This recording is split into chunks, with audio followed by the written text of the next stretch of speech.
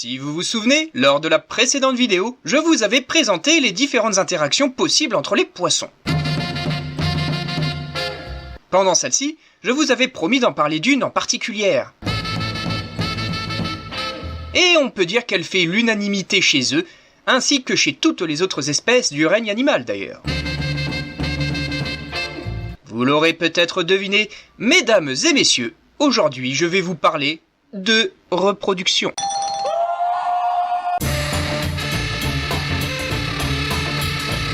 Mais avant de rentrer dans le vif du sujet, une question demeure. Comment on différencie les mâles des femelles ? Pour certaines espèces, la différence est quasi impossible à déterminer à l'œil nu. Mais pour d'autres, nous pouvons noter quelques altérations caractéristiques. Pour certaines espèces, c'est la différence de taille. Dans ce cas-là, généralement, ce sont les mâles qui sont plus gros, même si quelques exceptions existent. Je suis pas gros, je suis jovial et épanoui. Une autre différence concerne les nageoires. En effet, chez certaines espèces, les mâles possèdent des nageoires plus développées ou de formes différentes.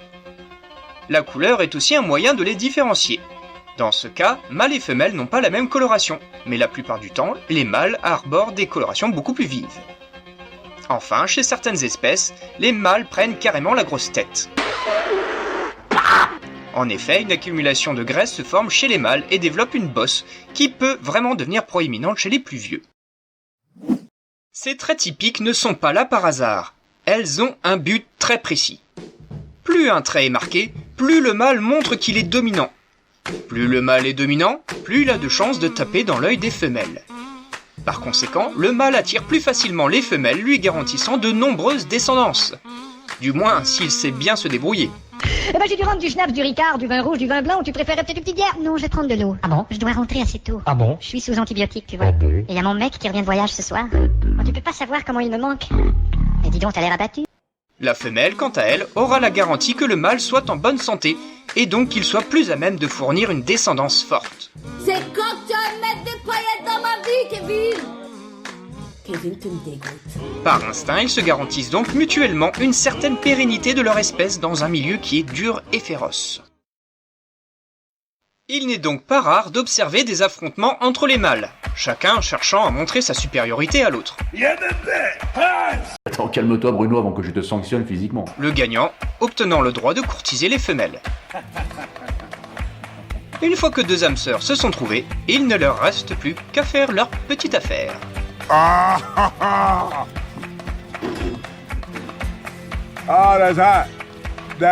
Chez les poissons, nous pouvons observer deux modes de reproduction, l'oviparité et la viviparité.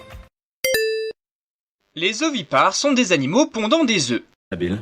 C'est la catégorie la plus courante que l'on retrouve chez les poissons. En général, la femelle va pondre discrètement ses œufs non fécondés dans une cachette, par exemple sous les plantes ou sur les pierres. Le mâle dominant, posté à proximité, enchaîne la fécondation en les saupoudrant de sa laitance. Généralement en se frottant contre la femelle lors de la ponte. Une fois fait, les œufs sont la plupart du temps abandonnés par les parents. C'est ignoble. Le temps d'incubation des œufs varie en fonction de l'espèce, mais également de la température. Plus la température est élevée, plus les œufs éclosent vite. Oh my god! Wow! Mais attention, si vous voulez tester chez vous, nous vous recommandons d'y aller avec doigté et délicatesse. Il ne s'agirait pas de les faire bouillir non plus. This is fine. Une fois éclos, généralement les alevins ne disposent pas encore de leur forme adulte. Disons plutôt un stade larvaire qui les rend vulnérables aux prédateurs, voire même carrément aux parents qui souhaiteraient se faire eux aussi un petit casse-croûte.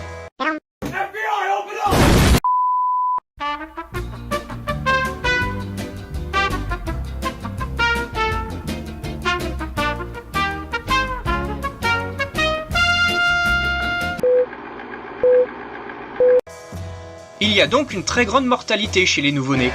C'est pourquoi la femelle va pondre en général une très grande quantité d'œufs, afin de garantir une poignée de futurs nouveaux géniteurs, et ainsi la survie de son espèce. Comme c'est le cas pour la carpe qui peut pondre 100 000 œufs par kilogramme. Combien? Avant de vous présenter les vivipares, je me permets un petit aparté sur une sous-catégorie des ovipares, les ovovivipares. Il s'agit toujours d'espèces créant des œufs, Mais ici, la femelle, au lieu de les pondre, va les garder bien à l'abri dans son ventre, le temps de l'incubation. Une fois éclos, ils seront expulsés par leur génitrice, prêts à en découdre. Cette méthode permet de totalement protéger les œufs, réduisant de facto à 0 la mortalité prénatale. Sauf si la femelle se fait manger, bien sûr. C'est un accident bête.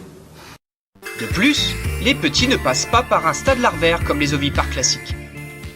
Comme exemple d'espèces ovovivipares, nous pouvons citer le très célèbre guppy, indétrônable favori des amateurs d'aquarium, notamment pour sa grande facilité de reproduction. Je te cache pas que j'en ai dessalé de la morue. Enfin, terminons par une exception dans le monde des poissons, la viviparité, qui est représentée chez nous par les godéidés. Chez ces espèces, les petits sont également gardés dans le ventre de leur mère, mais contrairement aux ovovivipares, un échange nutritionnel a lieu entre la mère et les embryons. De plus, la période de gestation est généralement plus longue. Là où les ovipares mettent environ 2-3 semaines pour naître, les vivipares naissent au bout de plusieurs mois. Ils naissent également en quantité plus réduite, en général moins de 20 alevins. Cela étant, ces alevins naissent parfaitement formés, semblables aux adultes, si ce n'est une taille plus réduite. Il suffit. Le taux de mortalité postnatale est donc beaucoup plus faible que chez les ovipares. En plus de ces modes de reproduction, certaines espèces usent d'artifices pour garantir la pérennité de leur descendance, face à un milieu qui est parfois sans pitié, grâce à des techniques de protection très élaborées. Mais le temps passe, et nous verrons ça dans une prochaine vidéo.